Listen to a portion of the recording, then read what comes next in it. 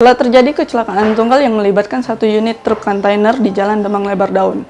Tepatnya kecelakaan tersebut terjadi pada pukul 4 pagi di depan stasiun LRT Demang Lebar Daun. Akibat dari kecelakaan tersebut, jalan di sekitar lokasi kejadian ditutup oleh pihak kepolisian.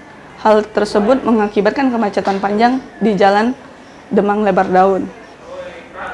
Saat ini dikabarkan sopir truk dan anak serta istrinya telah dilarikan ke rumah sakit terdekat. Setelah dievakuasi, kondisi di Jalan Demang Lebar Daun saat ini telah kembali normal.